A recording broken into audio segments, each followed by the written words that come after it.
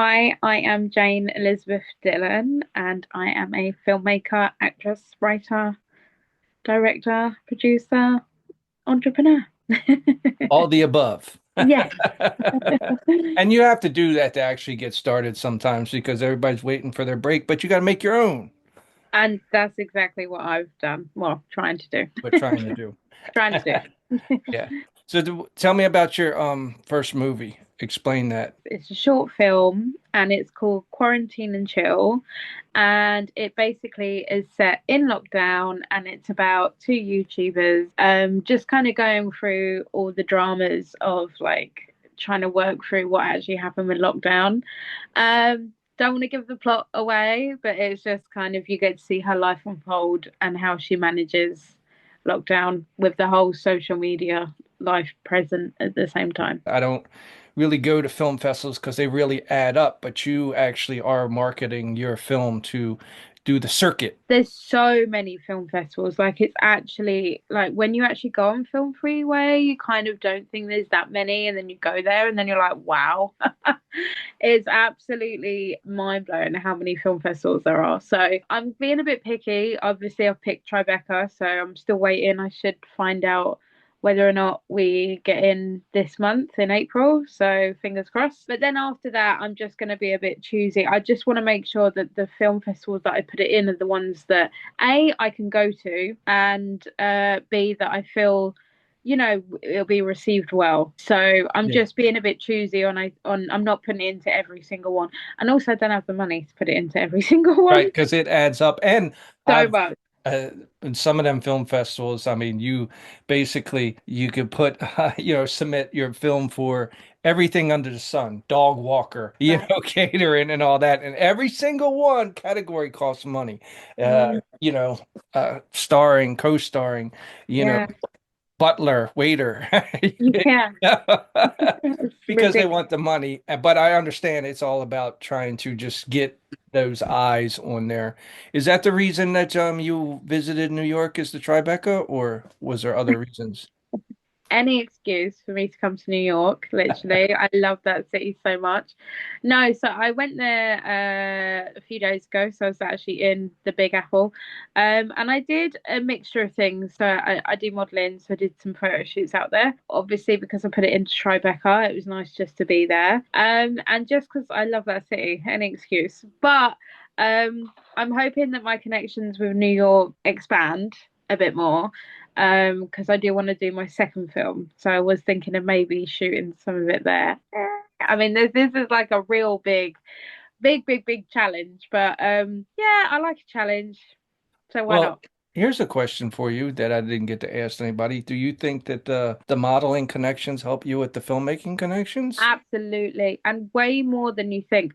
I think nowadays you have to have an essence of you find a lot of photographers who do videography, who do like who know how to work the camera and vice versa.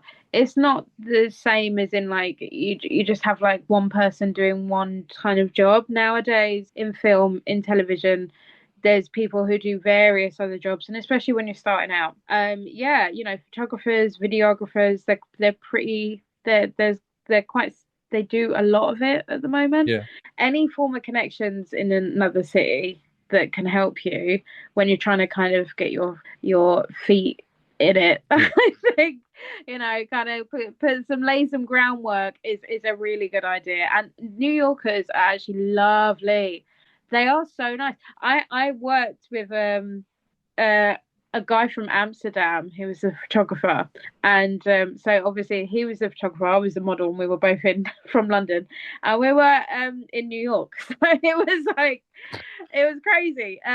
But I was talking to him, and he said something so profound. He said, New Yorkers don't sound that very nice because everybody's so abrupt and they're so like, hey, like, Yeah. and they're shouty. He goes, but they're the most nicest people you ever meet. They'll help you. Like they'll go out their way to help you. where and he said that LA people, he said they're very nice, they're very polite, but they won't help you. So Well, I remember that. I haven't been to LA, so I can't comment, but I can talk on the LA one because I can have you? been there and I agree with that. I haven't Really? been to New York, so I all I see is, The shouting, and right, them you think talking, they're the so rude and all aggressive. that. But then again, that's how I grew up too, when people would see me and my parents interact. And it almost is to the point of like an Italian family yelling, but there's nothing personal. It's just how we talk, It's just how they talk. Yeah, yeah, Right. It's yeah, you still get used to it that there's no, Now for yeah. your movie, because a lot of people come to me and I just actually before I got on here, I had other people writing me saying, I got this concept. Do you do this? Do you do video thing? And I was like, man, we're all looking for investors. We're all doing Mm. that. I always tell them, hey, do a little proof of concept or video or Yeah, something like that. But yeah. how did you just break down and say, hey, I'm going to get investors or I'm going to fund my own? What was your route to say, I'm going to make this first one? So for me, I'm really direct. I want to do a feature film that I want to star in it, and I want to direct and obviously write it. So that's my main goal. So I'm trying to get there as quick as bloody possible. So the next film I'll also be in it and I'll star it, but I'm not. I mean, I might see if I can raise a bit of funding, but I'm not. I'm not trying to get funding for that film now. Like I did it all by myself. Do you see what I mean? Like I just went. I need to show what I can do, and I think a lot of people come into the industry or come into like this and then they've got an idea, nobody knows who they are, and they want Right. funding for an idea. It's like, well, we've all got a bloody good idea, mate, like That's what I told them. But like, see, you did it with a short film, and what I'm telling mm, them is, okay, granted, you don't have money, you don't have this, but if you get two actors and you go in an alley, you can make a clip, just a clip. But instead of you saying, hey, give me money for this idea, this yeah, is my great idea, then you have something else to market. You have two things. yeah, You do the clip, and at least it shows that, hey, they're getting momentum. They're going to keep going. yeah, And I mean, I don't know if it actually works because, like I said, I usually end up just doing my own. I got an idea, whether it's a short or a feature, and I go and make it. But as for the people, that's what, man, the one thing that always bothered me about writers is that they have some people have scripts and they're like, "Ah, my idea is too perfect. I can't show anybody. And they mm, go their whole life and nobody ever sees nobody the sees it. idea. Yeah, I Yeah. mean, the thing is with being, because I mean, I'm getting a lot of interest already, and it hasn't even like hit its proper running yet, if that makes sense. Like Yeah. nobody knows really it exists. I've kind of just gone and put it onto. I haven't even put it on anywhere because I can't because of the film festival circuit. Like you can't kind of advertise your film yet. Yeah, So that kind of yeah, ticks me off too because I know. I talked to that about. I'm sorry for cutting you off, but That's right. when I put my movies out, I have distributors contacting me saying, "Hey, Jimmy, we would have done it, but you already showed it." And I was like, "Well, Yeah, if I didn't show it, you wouldn't seen it. You wouldn't have contacted me." Same thing with the film festivals. yeah, People to see it, but they're like, "No, we can't show anybody because we want you to have yeah. it at ours." It's definitely like a catch 22, but by having the trailer and then by saying, "Do you want to see the film?" and then sending them the link, private link, it's helped because people are taking me very seriously. I've had like 3 meetings already with like other producers who are work like in different various positions. Another guy I spoke to, he's BAFTA awarded. Another guy I spoke to was Netflix, and this is all just from them watching my film. Yeah, So, the thing is that I believe that actions speak way louder than words. And I think, as you said, even if it's just a proof of concept, and I think what everybody really respects, what I've done is that I've done it. Like when right. you've actually done a film, people respect you. Like the industry listens and they go, okay, she's not mucking around. She's like, she's on it. So That's true. I would advise anyone just to go and do it because, especially if you want to be seen as a filmmaker, I think by doing it first, I mean, this short films 15 minutes, some of them are 5. I Right. mean, I've done it, some oh, that's two. You yeah, know? I could go and shoot a film now for 5 minutes. It's Yeah, yeah. 5 minutes. Like it's not But even that long. it's still that process of, because since you've done a movie, that I can tell you that it's all that doubt when you're doing it. It's Mm. easy to start something, but it's very hard to finish it. And like I said, Oh I've yeah. finished 170 movies, Wow. but That's a the lot. there's still like six of them that never got finished because of butting of the heads of people collaborating or whatever. But that's what a lot of people, everybody's always gung ho to start, but soon as they find out how much work it is, then Oh yeah. like, Oh and the yeah. doubt that comes in your mind of, are we doing something good? Is it going to be? Yeah. Because you never know. You truly never know. And people kind of criticize me, but I always tell them, I write the script, I film it, but I still don't have a vision until it's done because it can change. Actually, the way you edit stuff, that's why I don't understand about all these movies that bombed, why they don't just take them and then re-edited them because they Mm, already paid the money to make it. mm, Every movie can be 10 different versions, you know? mhm. And That's that's the good. big problem too, is when you're filming, it's like, am I picking the right version that's going to be good? Yeah. You Yeah. know? I so on my film, when we got the footage back, I was like that I had this gut feeling, like this sinking feeling of like this is just going to take forever. I could just tell. Like I could see the footage was there, but I just knew it was gonna be a big job. Yeah. And we were still in and out of lockdown. Like my editor was way far away from me. It's not like me and him could just sit and get cracking. So I had like a few various things we weren't able to sit work together. It was all done virtually. The footage was a mess. Like I had to do some reshoots, and I mean it took so long for me to actually get it done. And like you said, butt heads, and then Right. you've got somebody who's really eager at the beginning, who's like your right hand man, who's got your back, and they're really present. And then after a year of like on and off working, trying to get this finished, there's just their enthusiasm drops and Yeah. their motivation drops. And you have to be motivated for him and and Right. everybody else. And you've dropped because you're even like, I don't even know if it's good anymore. Do you know what I Yeah. mean? Because like you sat there and watched it so much Right. and you've had to criticize it so much. And the version that you've got of it is not what you had in your head. And you're just like, I don't even know why I'm doing this. Like, because it's drama, it's so hard work. And I had to get rid of him. And then I got another editor. And then he gave me the version, what he gave me was just no, that was Yeah. not the direction I was going in. So I had to get rid of him. And then I spent like 5 months trying to find another editor and they kept on letting me down. They kept on saying they were going to do it, but then they backed out.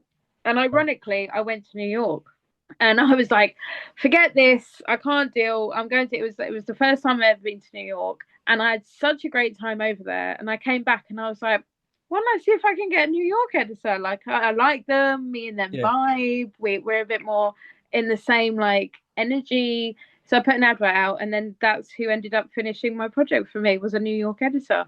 You just don't know what direction it can go and who's going to end up, and you have to be so overly optimistic, and you have to lead everyone and really be like the champion. I always tell everybody, just do a little bit each day, Yeah. because a lot of it, yeah, the frustration, everybody has an idea, everybody gets excited, but then the work and the Oh doubt and the frustration.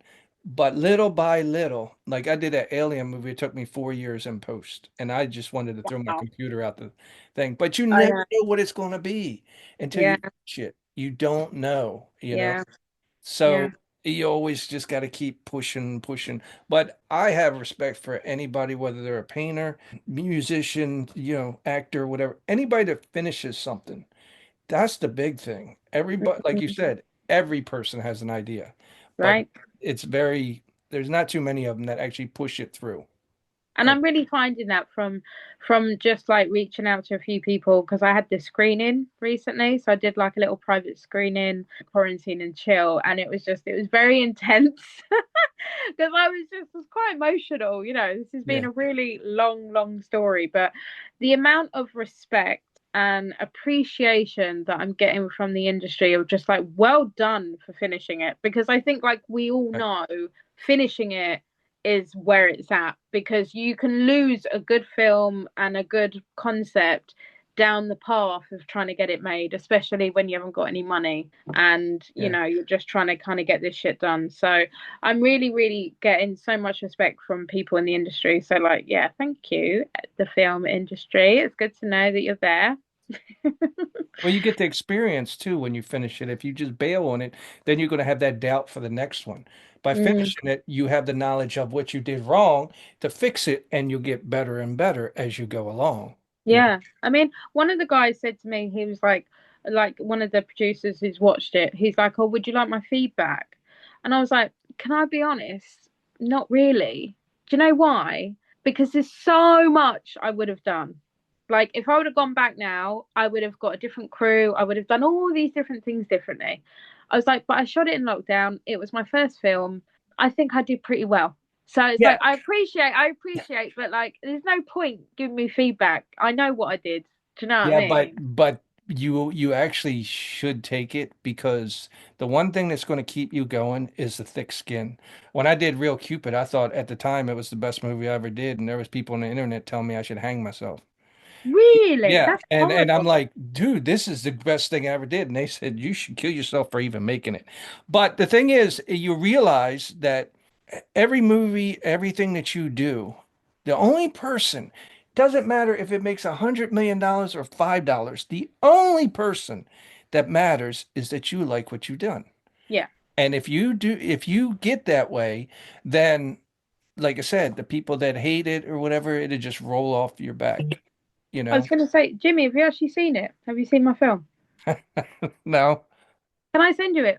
Can I send you Yeah. the thing? Yeah. Yeah, I didn't I know if you really. were actually holding it for, like I said, the film festival circuit always confuses me, you know? Oh, it's on film freeway, but it's only on private. So I can only send it to like people who I want to send it to. Oh, And there's okay. a little password. Like, I can't have it publicly. Yeah. It's not, yeah, and I can't really advertise it at the moment. It's all kind of hush hush. But like, I can send people the film with the password and they can watch it. So Yeah, after this, I'll yeah, send it I'll to you. watch it. I'm very And I honest will though. always think, I'm very honest. If you want my honest I opinion, or you know, just be like, Jimmy, watch it, but don't say nothing. no, no, no. I can take. Some people are gonna love it. Some people are not. Right. I can take criticism. I think all what I meant at that time was like, there's only so much I could have done. I couldn't really do that much else. Does that make sense? Yeah. Oh, Like, I had one that I actually put my foot in my mouth because somebody actually sent me their movie and said, Jimmy, check this out. I want to know your honest opinion, right? and what did you say? And so I'm watching the movie, and as I'm watching it, I'm like picking out little things and actually writing them like, well, this here, I see the camera guy in the mirror, and you know, No, your no. co-star here is really good, but this main person, the acting isn't that good. And then I realized, wait a minute, oh, it's the main person that sent it to me. Oh, awkward. But I was being honest, So awkward. Okay. Yeah, the thing is that we've already put XXXXXXX amount of time in it. Right. And then we got to wait another year to find out whether or not we get into these film festivals. I mean, it's really hard. Like, it's Yeah. not easy for filmmakers. Like, it's a lot of putting time before you can reap the reward. It's so much investment paying it forward. Like, it's ridiculous. And a lot of these poor filmmakers, some of them don't even, they'll do all this and they still won't get the recognition Right. that they Yeah, want. I'm one of them. 33 Oh, years and nobody still, well, actually, they all know that I exist. They just don't want nothing to do with me. oh, Jimmy, I want something to do. Yeah. Will you try to tackle something big? Well, for me, I'm gonna go to a bigger production company to see if they want to take on my feature. Um, because my feature, I'll be starring in it. Respond. I haven't been offered anything yet, but I've had people who are just more ready to listen to me now. I think if I would have approached loads of people going, "Oh, I've got a script. I've got a great script. I've never done it before. I haven't got anything. Yeah, but please." I just think doors would have stayed slam shut. But because I've done the film, I've done it. I've got proof. I've shoved it in the film festivals. I think they're a lot more willing to listen. So yeah, I'll do the second one myself. Like I said, I'm thinking about shooting some of it in New York, which is absolutely crazy, but I'm so here for it. Let's have some fun. But yeah, after that, I think I definitely would want to actually see like if I can actually get somebody to kind of help me make this happen. I've done a lot of movies to where I had to be in them because the actors didn't show up. But you constantly thinking about how to film it, so you can't give it 110% of acting. I'm being honest with you. It's very hard to do. But maybe I'm just one of those people I thinking, know. I'm just saying, what would you do if they came to you and said, "Hey, we want to fund this. Well, which role would you prefer? If you were only allowed to do one, what would you do? Would you walk away from the project or be like, "Hey, I'm going to star in it, get somebody else to direct it, or I'm going to direct it so it's the way I want it, and then you got to have somebody else in it." Would you make that "Mm, choice? I don't think I could. You I don't know? think I could. No, because I want to. I mean, obviously, I've done it for the fact of I love acting, but I'm a bloody good filmmaker, and I hope that my film shows that as well. And I don't think you would have got the footage and the material had I have not done both roles. That's true, but a lot of movies that the reason directors take their name off of them is because, like, if you actually get a studio or somebody to say, "Hey, we're going to help you make this," they're going to have say in the cut, so they can make a different version of what you really want, Yeah, they and could do. They that's could do. like, that's They it, could do. I you know. don't. Yeah, I mean the thing is with Clara, Clara means a lot to me, and it's going to be like a real groundbreaking opportunity for me as an actress. But as a filmmaker, oh God, I can't wait to get my claws into it. Like it's something that I'm going to really be able to kind of showcase what I can do. And my dad was a grip, so this is my opportunity to kind of be a female director, like a big one, like doing a feature. Do you storyboard and plan it out and all that? Yeah, and I'm I very tried that, but then visual. when I went to film, I had to throw it out, and I was like, "This is taking too long." I am do you know what? When we shot Quarantine and Chill, the visions that I had in my head for the camera work were literally absolutely crazy. And they were really, and I tried to use, like, we had no space. It was like shot in a room, but I tried to use shots where you could pan the camera around and zoom up on the eye, and I'm very like emotionally based, and I like the camera to be a bit of like an emotional extension, if that makes, like, zooming back, coming round. I like movement. I'm all about movement. So I feel like you can see a little bit of that in Quarantine and Chill. I did a really cool shot. You'll see it when I send it to you, I'll with the watch it. Like I opening. said, And send me the link. I'll send you the link, but like I had real problems with the camera, so I basically just grabbed my iPhone and I did some B-roll footage because the cameraman was doing my head in. He kept on shaking the camera. I was like, for fuck's sake, come on, get it together. So I just took my iPhone and I did some B-roll in a bathtub, wet, naked, empty, and I did a really beautiful like panning up shot, like just shot panning up between my legs, and it was like you wouldn't have thought about doing that shot, but because I was so kind of closed in, and because I wanted loads of close shots and like body Yeah, parts and all stuff like that, and everybody was like, oh, I love that shot. I was like, I just did it, like it just, yeah, and I think being a female, I get to use my body in a way that isn't necessarily sexual, but like other men wouldn't even think about doing it without it being seen sexual. yeah, So I get to, do a camera shot in between my legs without it being sex. You see what I mean? Whereas I think yeah. men wouldn't necessarily have that understanding. So yeah, so I feel like as a woman, I can do us women proud, man.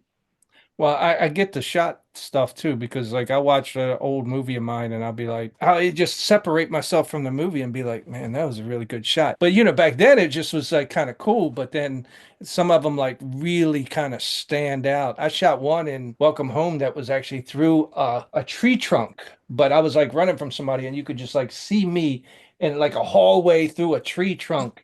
And Love that. it's beautiful. And but you just when you're filming, you're like, hey, do this or try this or climb up in that tree and get I this, love that. I but then love later that. on, you're Yeah. like, oh man, that's just beautiful.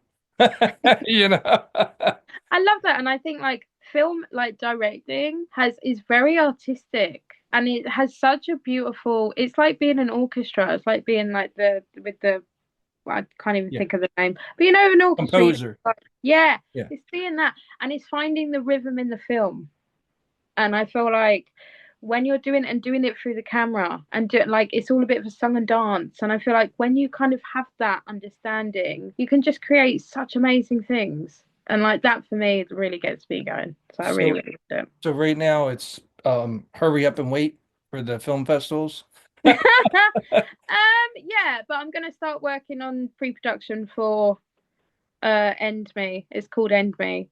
So I'm gonna start. So I mean, it's absolutely in development now because I've written like so I was gonna set it here, and I was just gonna shoot. I was even thinking about shooting a scene over in Prague.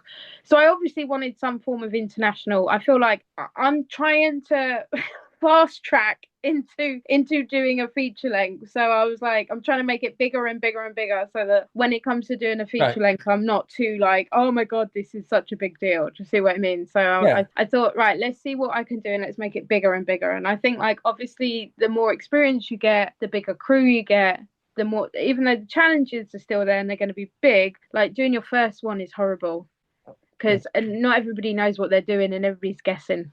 Mine is always actually pushing myself. Yeah. It's not even about the crew because half the time I don't have a crew. I just see that I'm just more of a director and I've always had that in me. And I think like when you start acting, I think nobody gives you that opportunity to Right. be So an acting you're director. giving it to yourself. Amen. Yeah. Well, Yeah. this thing's going to run out, so I Okay. appreciate your time. Tell them the reality of like, what it's like making a film and filmmaking and it's bloody hard work. And it's Yeah, not as it glamorous as is. it looks. And it does not get easier. Every single No, one is I'm sure it doesn't. Thank you, Jimmy. It's been a pleasure.